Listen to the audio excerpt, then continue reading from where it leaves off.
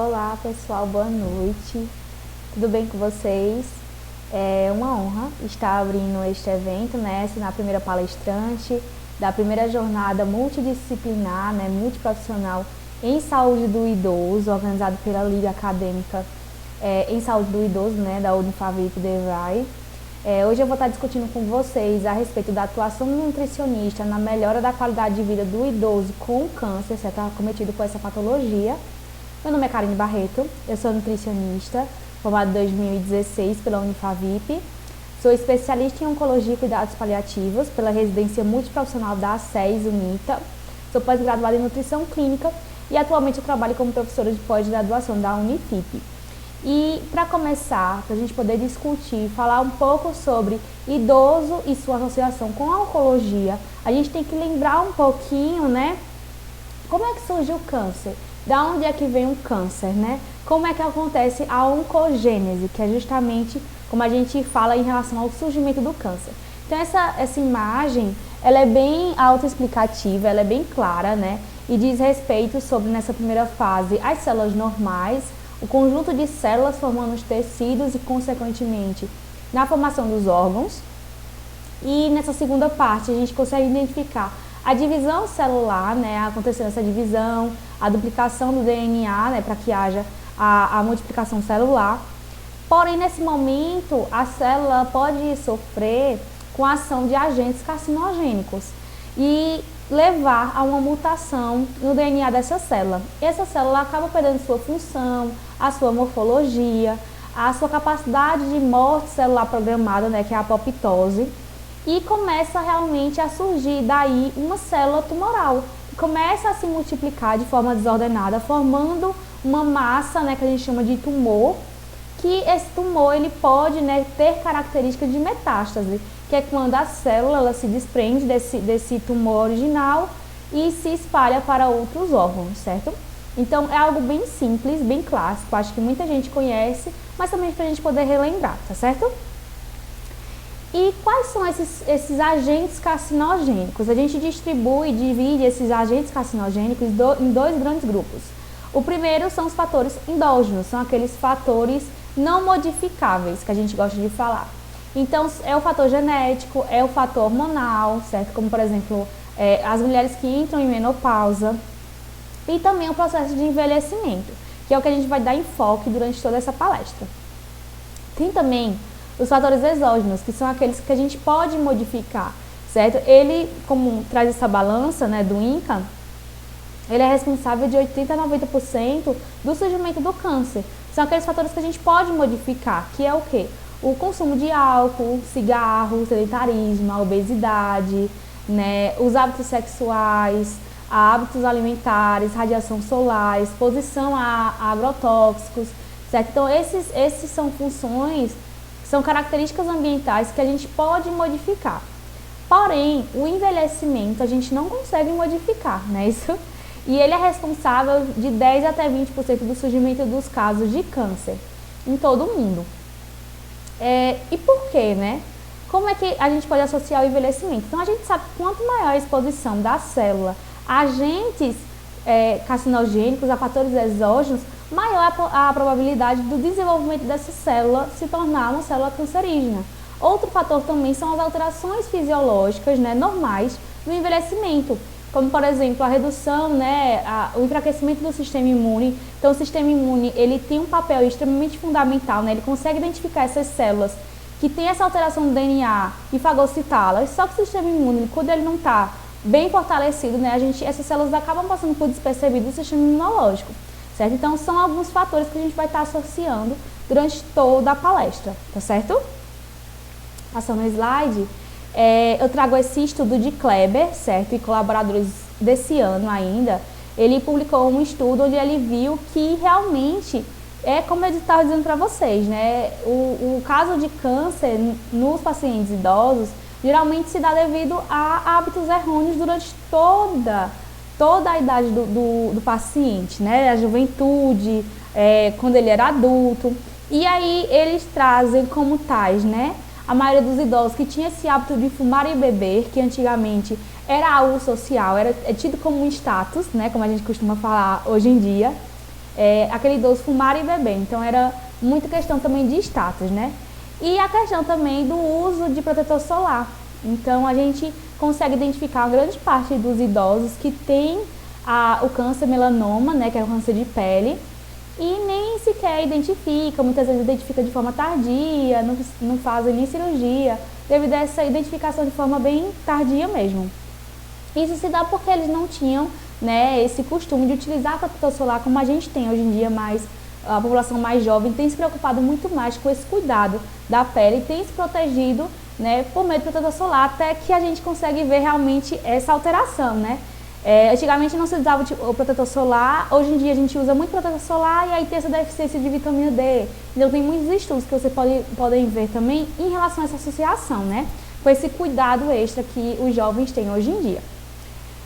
E agora a gente vai começar a falar um pouco em relação ao envelhecimento sobre os aspectos fisiológicos, né? Aquilo que a gente realmente vê, o que acontece com o corpo humano durante o processo de envelhecimento.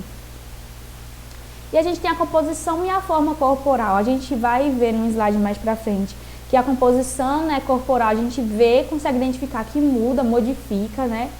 Toda a característica óssea, muscular. Então a gente vê perda de massa magra, aumento de massa gorda, né? A gente vê aquela perda da força muscular. Então serão alguns pontos que a gente vai estar falando. A pele, como nessa imagem mesmo vocês podem ver, né? A pele é algo que muda muito, muda bastante. É um cuidado que muitas mulheres têm. Em relação à pele, a pele é dividida entre a epiderme e a derme, né? A epiderme é a parte mais superficial, formada por células, e a derme é a parte, né, com fibras que tem o colágeno. E aí, com o passar do tempo, esse colágeno ele vai reduzindo, né? A pele vai ficando mais elástica, né? Ela perde aquela concentração dela de colágeno e também começa a ficar bem mais desidratada. A gente vê muito a desidratação em idosos. O sistema ósseo, após os 50 anos, a gente começa a cada década a perder 1 centímetro. Isso acontece devido à coluna vertebral, né, as vértebras, que começam realmente como se estivessem achatando. Isso é bem normal, né? Fora isso também, no sistema ósseo, o paciente tende a perder massa óssea, né, a massa óssea, e quando o paciente tende a cair com facilidade, ele geralmente fratura de forma muito mais rápida, né, muito mais grave do que um adulto. E aí a importância da gente sempre estar fazendo a suplementação, né, de cálcio e vitamina D para esse paciente. Sistema articular, a gente vê muitos idosos reclamando de dor de joelho, né, dor na bacia, na coluna, devido a essa alteração das articulações, né, a perda do líquido articular. E o sistema muscular, né, que é um dos mais prejudicados também. A gente vê essa perda da força muscular, né, dos pacientes idosos, eles ficam mais fraquinhos, eles não têm mais aquela disposição que eles tinham quando adultos. Outras alterações também é em relação à orientação, né, eles tendem a perder o equilíbrio, ficar mais desorientados, e isso pode ser um fator para que haja a questão das quedas, né, e o idoso venha a se machucar. E aí, por que a gente fica tão temeroso em relação a isso? Digamos que um idoso, certo, ele fica um pouco desequilibrado, saiu na rua, fica um pouco desequilibrado, ele cai, então já pode criar uma fratura, pode bater, se machucar, vai para a unidade hospitalar, fica muito tempo internado. Então os idosos, eles tendem a ficar muito mais tempo internados do que adultos, né, e crianças. Esse tempo de internação pode gerar outras infecções, então é todo um cuidado realmente que a gente tem que ter com o paciente idoso. O sistema auditivo também tem essa diminuição, né, da audição. O sistema apático tem a diminuição da sensibilidade tátil. Então aquele paciente ele perde um pouco da sensibilidade das mãos e dos pés.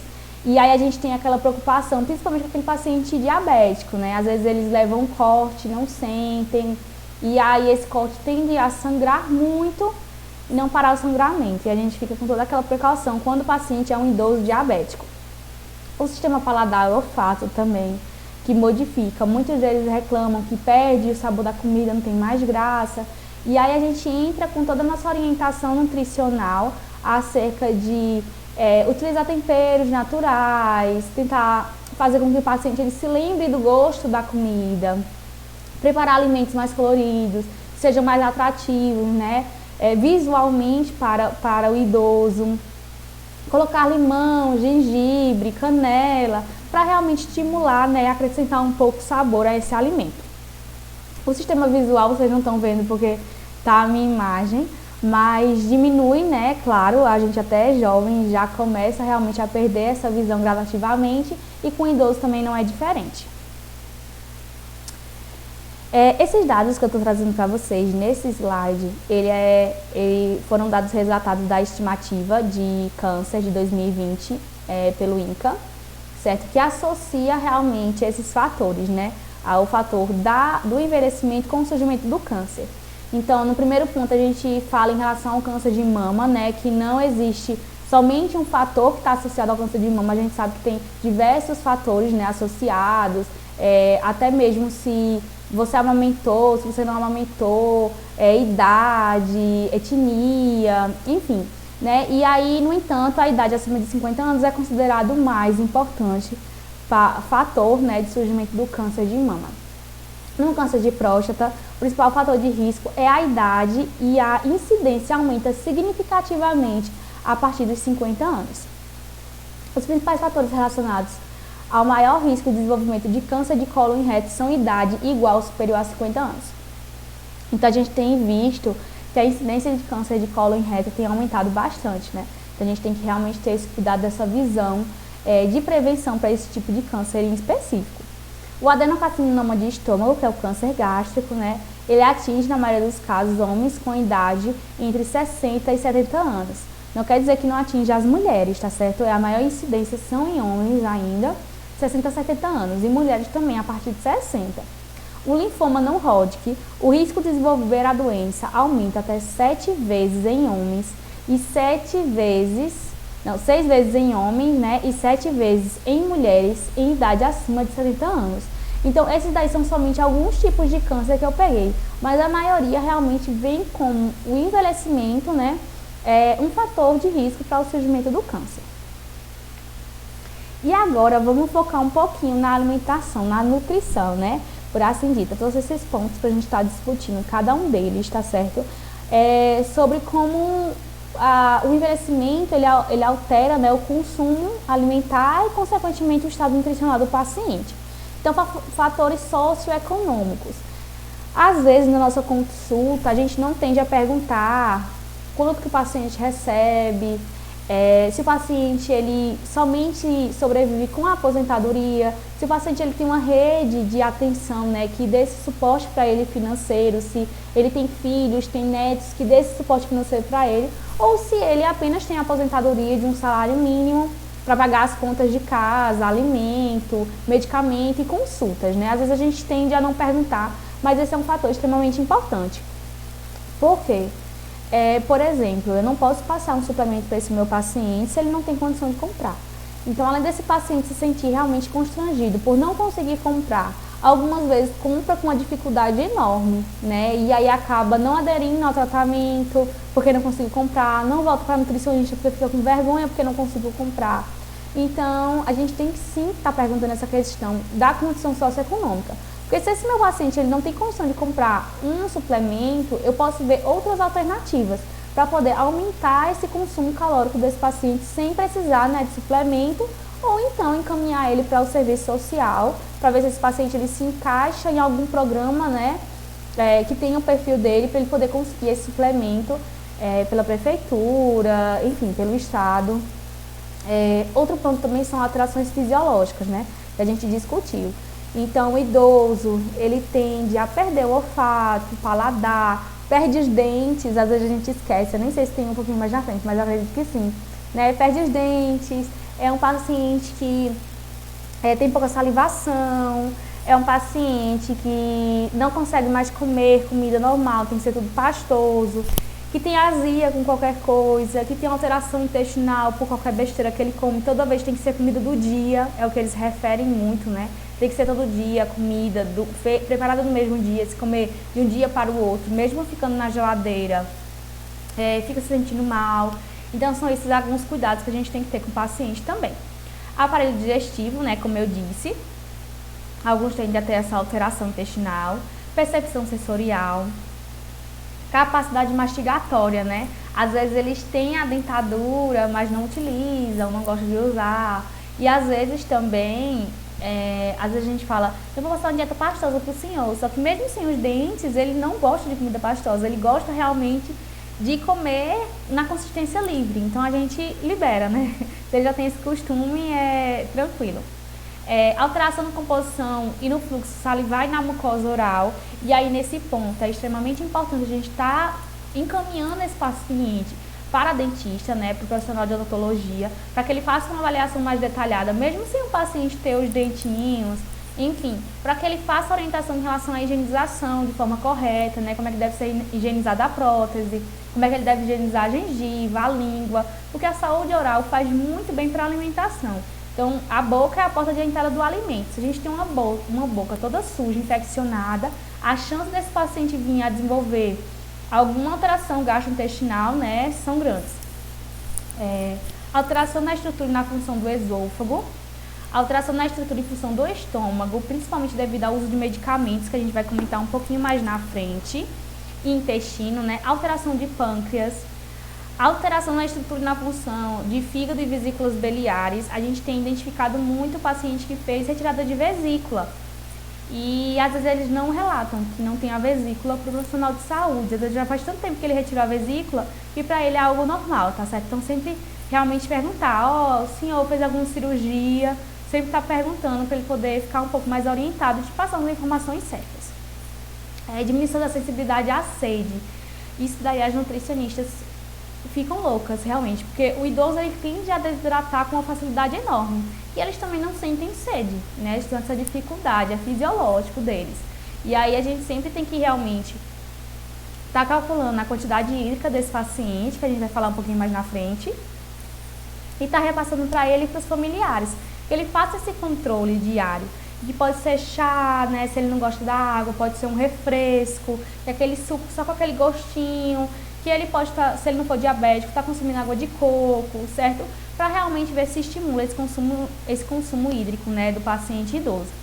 E os efeitos secundários aos fármacos também, como eu disse, a gente vai falar um pouquinho mais na frente, porque esse paciente é um paciente crônico, é um paciente que tende a ter doenças crônicas, né, diabetes, hipertensão, dislipidemia. Então, esses pacientes, eles consomem uma grande quantidade de medicamento, principalmente paciente idoso oncológico, né?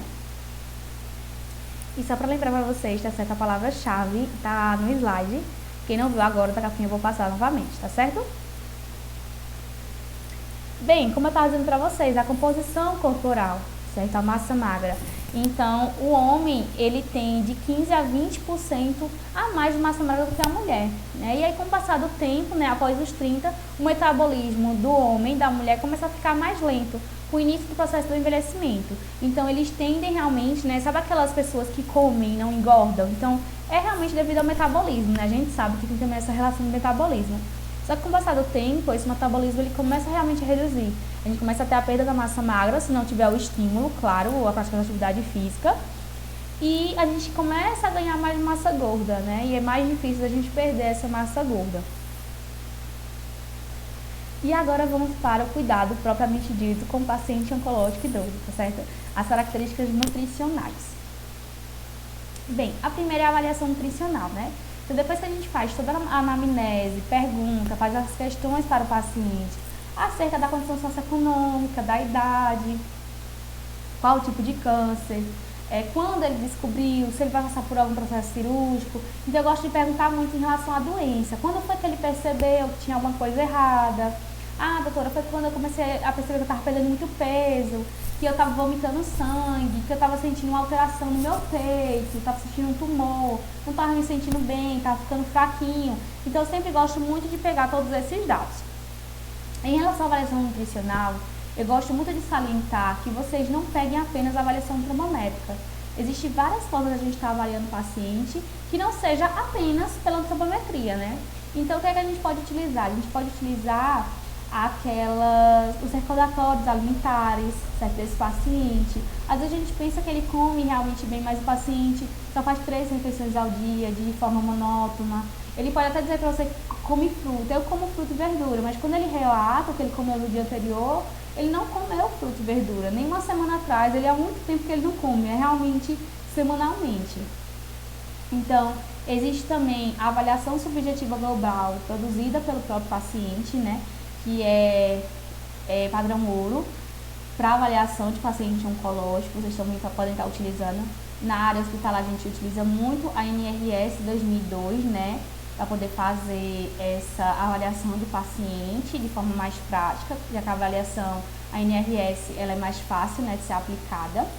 A avaliação antropométrica, né, de forma normal, então altura, peso. Gosto muito de perguntar percentual de perda de peso.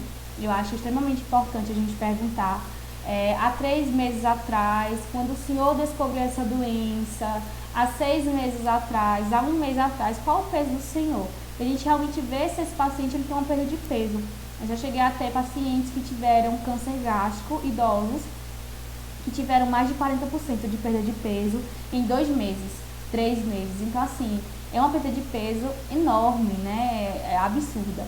Então, é um parâmetro muito importante da gente estar avaliando. Circunferência de panturrilha também, né? Vão tudo anotando aí. Então, circunferência de panturrilha abaixo de 31 centímetros já é um marcador, né, de nutrição, de perda de massa magra.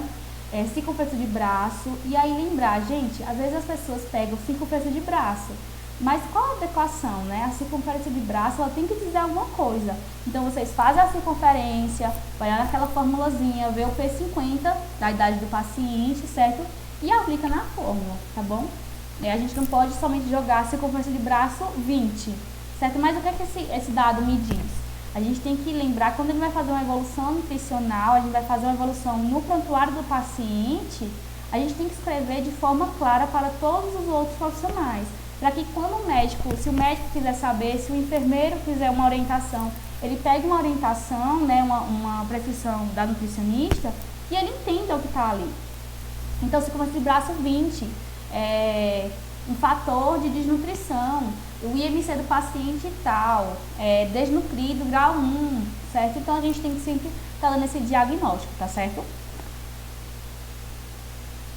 Outra coisa também, outro ponto importante da avaliação, só para recapitular, é a avaliação clínica. Então, olhem o paciente, peguem no paciente, olha para ver se o paciente está com inchaço, se ele está com edema nos pés, né?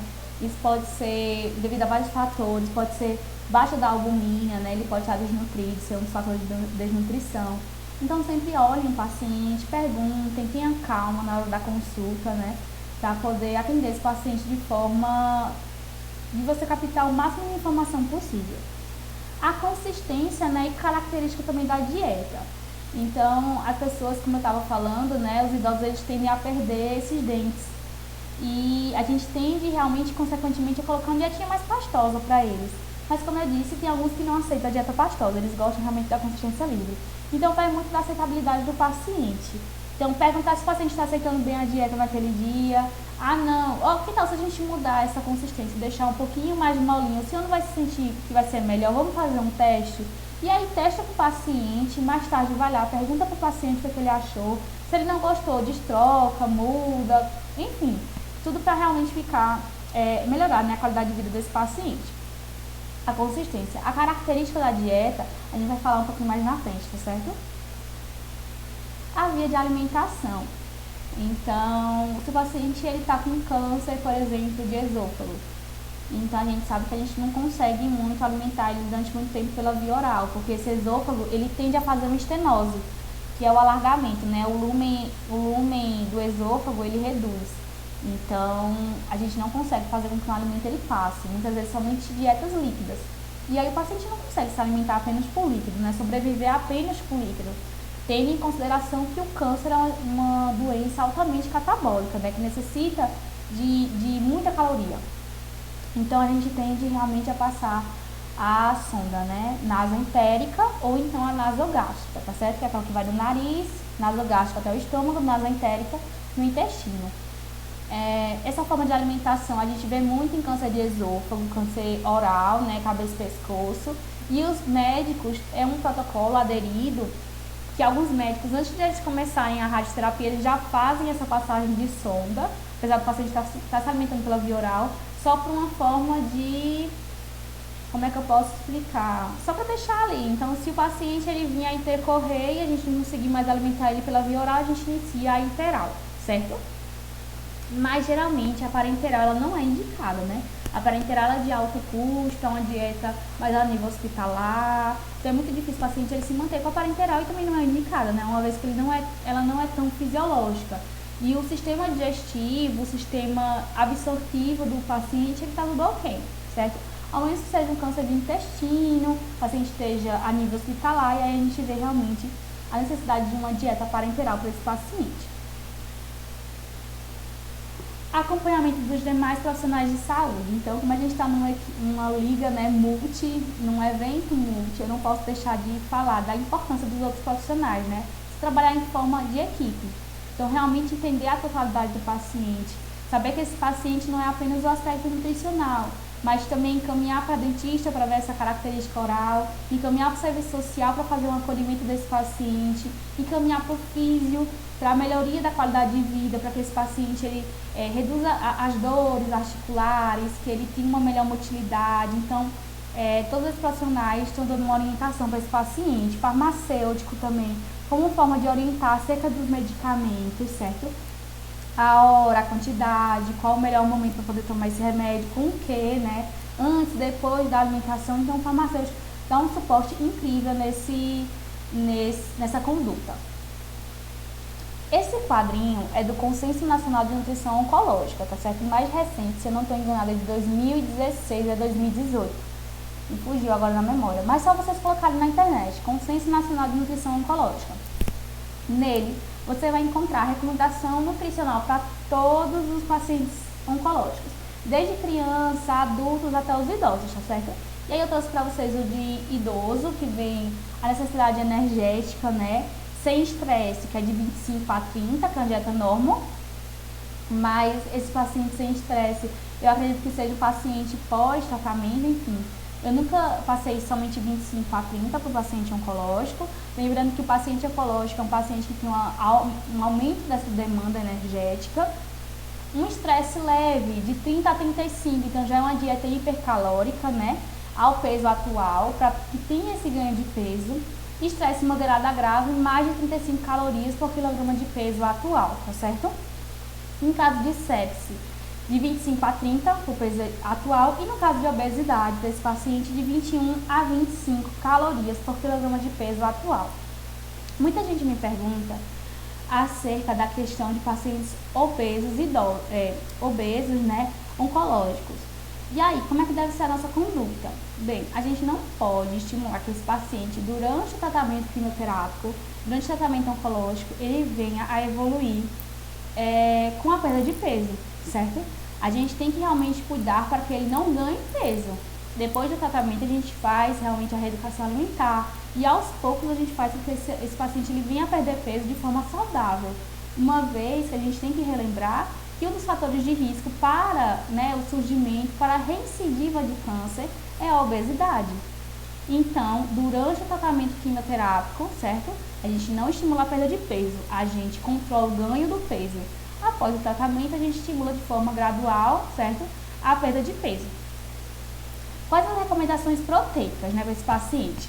Sem estresse é de 1 a 1,2, uma dieta normal proteica. E estresse leve de 1,2 a 1,5, que é uma dieta já um pouco, né, hiperproteica. E estresse moderado a grave de 1,5 a 2, que geralmente é o que eu utilizo.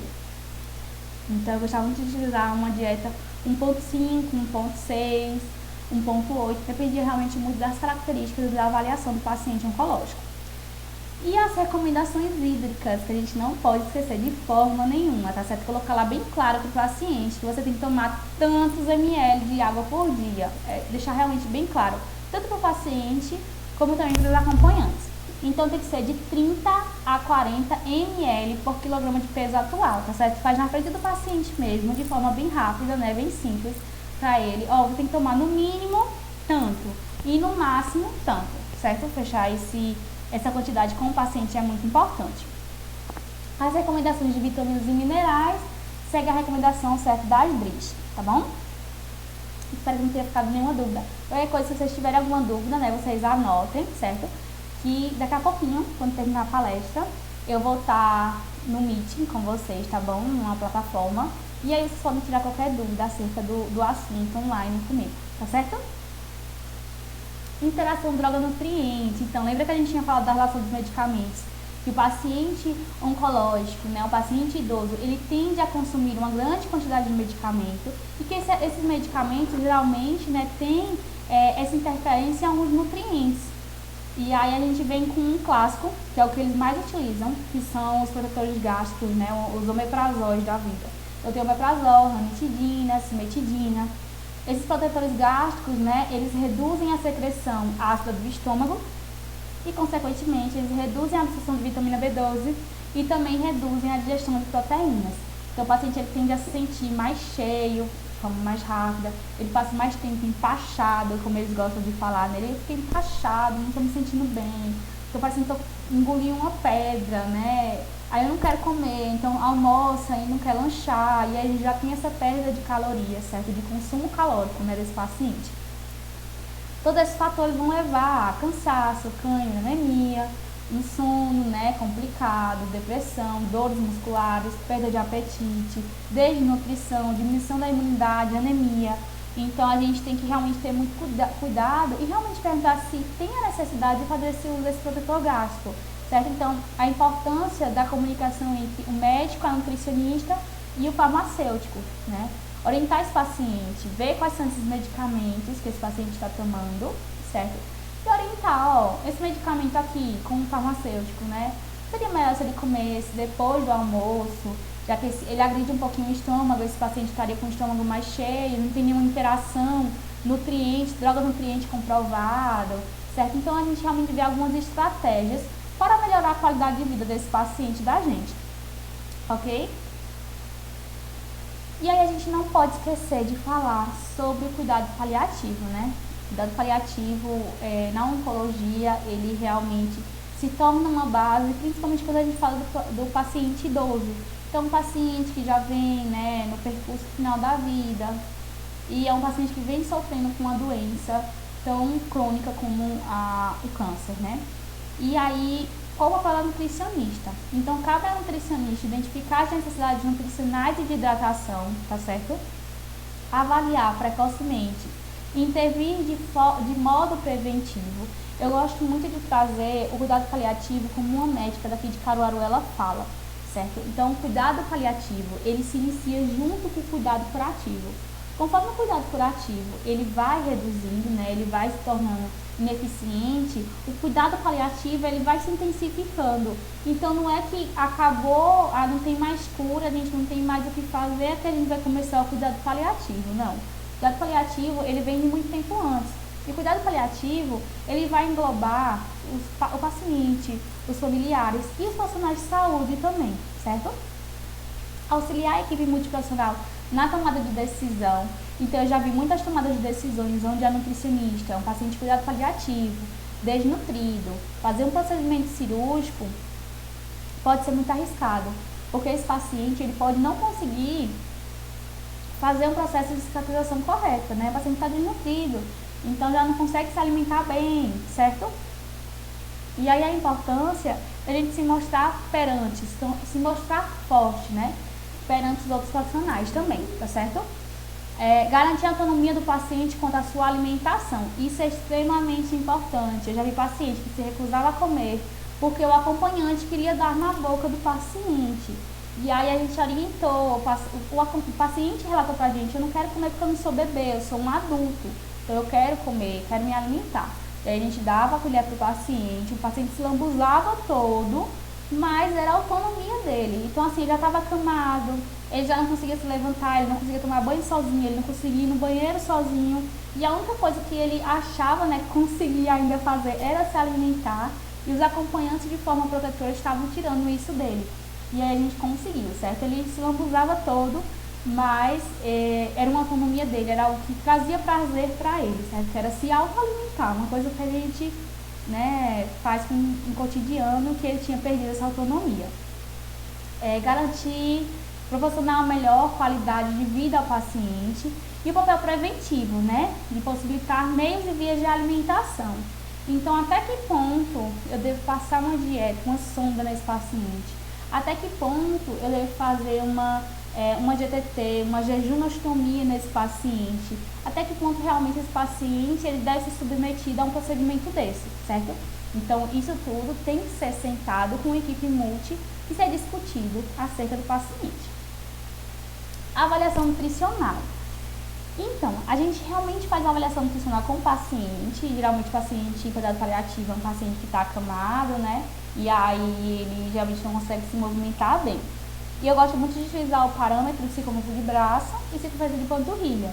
Vale lembrar também que se o paciente ele não tem estímulo muscular, o paciente ele tende a perder a cada semana 1 centímetro da circunferência de panturrilha, né? A cada 2 semanas, enfim, depende muito da evolução do paciente. E aí a gente vê realmente essa perda, né, de massa magra do paciente, a gente vai estimando. Então, circunferência de panturrilha e circunferência do braço também, tá certo? Nenhum procedimento que gere uma dor, um sofrimento, um desconforto para esse paciente, ele deve ser utilizado, tá certo? Então, a avaliação subjetiva global produzida pelo próprio paciente não é recomendada para o paciente de cuidado paliativo, porque tem toda uma questão que ele tem que fazer. Então, às vezes ele fica cansado, às vezes ele não consegue responder, às vezes ele pode se sentir, tá com sono, se sentir dor, e aí realmente fica muito agitado e não quer aquele tumulto de gente em cima dele fazendo aquelas perguntas, tá certo? Então, a avaliação nutricional sempre fazer algo que não gere um desconforto no paciente, tá certo? Já vi pessoas quererem fazer antropometria de pregas cutâneas no paciente com adipômetro. O paciente totalmente desnutrido, só pele, né, e o osso, e querer realmente fazer porque queria saber o percentual de gordura de um paciente desnutrido. Então, assim, você está causando uma dor. Vocês virem aquele adipômetro pegando somente na pele, aquilo causa realmente um desconforto muito grande para o paciente, tá certo? Consistência da dieta. Então, quando a gente pega esse paciente de cuidados paliativos, eu gostava muito de sentar e perguntar o que ele queria comer. Então, às vezes ele não consegue se alimentar, a maioria, né, das vezes, de uma dieta livre, então a gente passa uma líquida pastosa, uma líquida, às vezes ele só quer, naquele dia, no lanche, tomar uma água de coco. E apesar de não ser um paciente de líquida de prova, né, que a gente recomenda água de coco na líquida de prova, a gente faz realmente esse esforço para poder conseguir essa água de coco para esse paciente, porque ele vai se hidratar, ele vai se sentir bem, então a gente consegue, por meio de um suplemento, certo, estar acrescentando caloria nessa dieta. Mas geralmente a consistência é uma característica do paciente, então que o paciente conseguir se alimentar naquele momento. A via de alimentação. Eu acho que esse é o principal problema quando a gente diz respeito de cuidados paliativos em paciente idoso com câncer. Então, a gente tem, quando o paciente ele para de se alimentar, né, que é o processo fisiológico também do processo de morte, o paciente também para de se alimentar, né, ele se recusa da alimentação, e a gente fica naquele impasse. Se a gente alimenta, passa uma sonda nesse paciente, gerando desconforto, né, ou se a gente espera, usa soro glicosado, certo? Ou faz algumas tentativas de via oral quando o paciente estiver bem acordado, bem orientado. E aí a família, os familiares, os acompanhantes, eles tendem muito a fazer uma pressão na equipe de nutrição, como se dissessem assim: vocês não estão fazendo nada, o meu paciente está morrendo de fome, vocês estão deixando ele morrer, vocês não estão fazendo nada porque ele não tem mais chance de cura, e não é bem assim, tá certo? Então esse processo a gente tem que fazer não somente com o paciente e com o profissional, mas principalmente com os acompanhantes, né? Explicar para eles de forma bem clara e simples que isso é um processo natural, né? Que o paciente, que a gente vai alimentar o paciente quando ele quiser, quando ele estiver lúcido, orientado, que passar uma sonda é um incômodo, mas que se for, né, do querer dos profissionais de saúde de forma junto e com o acompanhante, a gente passa a sonda alimentar nesse paciente, entendeu? Então a gente realmente todo um cuidado e um acerto entre todas as equipes, né? Tanto a equipe familiar, a base familiar, como também a equipe médica. E o acompanhamento dos demais profissionais de saúde. Então, nesse ponto é que realmente se torna extremamente essencial, né? Mesmo que o paciente, mesmo que o médico, mesmo que o dentista, o fisioterapeuta, acho que realmente não tem mais o que fazer só em ir lá, dar esse apoio para o familiar, já é algo realmente que fortalece muito, que conforta a família. Porque a gente ainda tem, né, essa questão de cuidado paliativo, tá deixando para morrer. Quando a gente faz esse cuidado de ir ao leito do paciente, então o acompanhante ele se sente muito mais tranquilo, né, muito mais fortalecido pela equipe de profissional de saúde.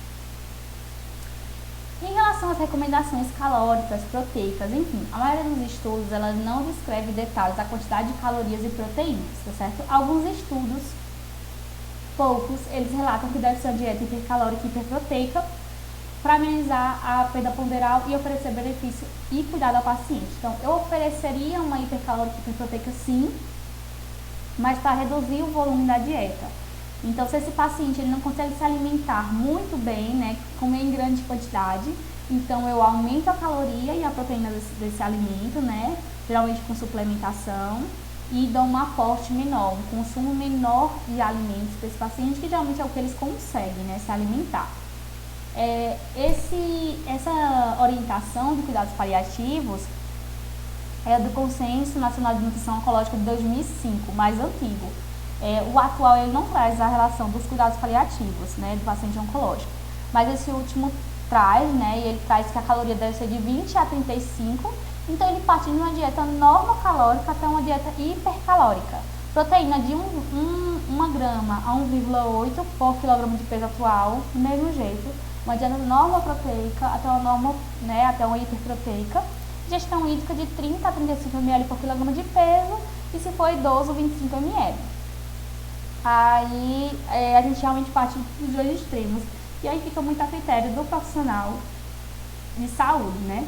Então a gente tem que se especializar muito na área de cuidados paliativos, sempre procurar vivências, relato de casos, certo? Vivência de outros profissionais, como foi que eles lideram com o paciente nesse estado, para a gente poder ter a nossa própria conduta também, porque realmente os guidelines eles trazem algo muito do normal ao extremo, então eles não trazem algo certinho, né, fixo, como a gente teve da outra vez. E aí, mais uma vez, tá certo, pessoal, para que vocês não percam a lista de frequência, né, a certificação do curso, a palavra-chave é longevidade, certo? E aí eu trago uma indicação, né, que eu vim falando durante todo o percurso da palestra sobre o material de leitura, né, que é o Consenso Nacional de Nutrição Oncológica, tá bom? É muito importante essa leitura dos nutricionistas e para todos, né, a estimativa, eu errei ali um pouquinho, de câncer 2020, que traz essa alteração do perfil dos pacientes oncológicos. Eu quero agradecer a todos que estiveram até aqui na palestra. Daqui a pouquinho as meninas vão liberar um link e eu espero vocês de forma online, certo? Pra gente conversar, pra gente tirar dúvidas, pra gente debater até a hora que vocês quiserem. A gente falar sobre o paciente oncológico idoso é realmente um desafio. A maioria dos pacientes que chegam pra gente, né, nos centros oncológicos. Então, são pacientes debilitados, são pacientes que têm uma carência não apenas de alimento, mas também de atenção, de cuidado. São pacientes que muitas vezes não têm um cuidado em casa, que não têm um auxílio, que não têm uma proteção, e que eles encontram, né, esse auxílio, essa proteção no meio hospitalar, no meio ambulatorial, com os profissionais de saúde. Então, acima de tudo, né, antes de tudo, da nossa formação, ser realmente profissional de saúde é muito além, é ser realmente humano, lembrar quem está ali, como a gente gosta muito de falar da oncologia, é o amor de alguém, né, não apenas um paciente, e fazer o melhor, ser o melhor e tentar sempre se atualizar, como vocês estão fazendo agora. Um beijo, foi um prazer ficar aqui com vocês nessa noite. E corre lá que eu estou ao vivo, online, só para vocês, pra gente poder comentar e conversar sobre a palestra.